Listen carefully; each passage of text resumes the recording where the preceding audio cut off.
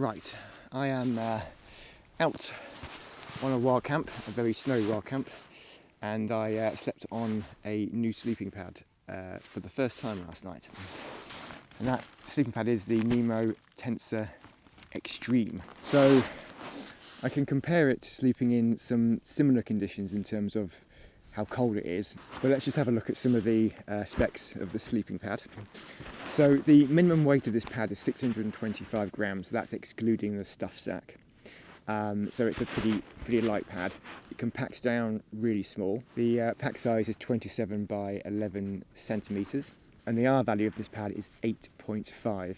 So this pad has the highest warmth to weight ratio on the market right now. I've had Nemo Tensor pads before. I've had the Nemo Tensor Insulated, and I had all sorts of problems with that to the point where I stopped using it. So I had to I think I sent it back 4 times because it kept deflating. Now, here's a potential issue. This pad overnight has gone down. So whether that's just because of the change in temperature or whether it's already developed some kind of slow puncture, I don't know, but I will report back on that. In terms of keeping me warm, yeah, it really did keep me warm. How accurate that R value is, I can't say. It got down to probably about -4 last night. As you can see, it is snowy, but this pad definitely kept me warm. It definitely kept me much warmer than my Sea to Summer Etherlite XT Extreme, which has an R value over 6. The Big Agnes Zoom UL, which has an R value of 4.2, no chance it's at a 4.2. I was cold on that pad in conditions at around 4 degrees. I wouldn't even contemplate taking out in conditions like this. I'm not convinced that R value is correct. I can't say that for sure, but it's definitely not the warmest of pads. Now, the price of this sleeping pad at the moment, it retails at £259.99. So it is quite expensive, but that is comparable with other sleeping pads on the market in the same kind of category. The Nemo Tensor Insulated, which only has an R value of 4.1, that retails in at £219.99. The Big Agnes Zoom UL was also £219.99. The Sea to Summer Etherlite XT Extreme retails in at £234.99, and the Thermarest Neo Air Xtherm NXT comes in at £279.99. Now the direct comparison of all these pads probably should be with the Thermarest Neo Air Xtherm NXT Max. So that has a weight of 653 grams, and it has an R value of 7.3. But it is more expensive, it retails more expensive, and a lot of people say that pad's not particularly comfortable.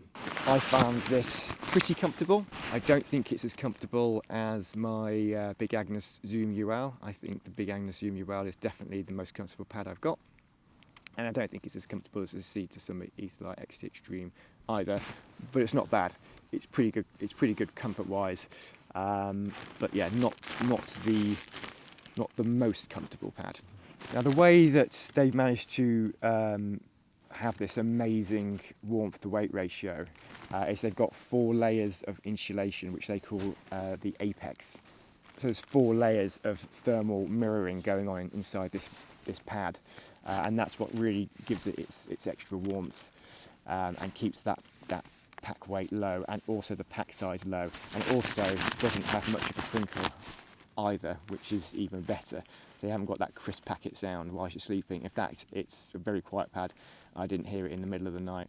So what they've done also on the bottom is they've put a puncture-resistant 40D nylon.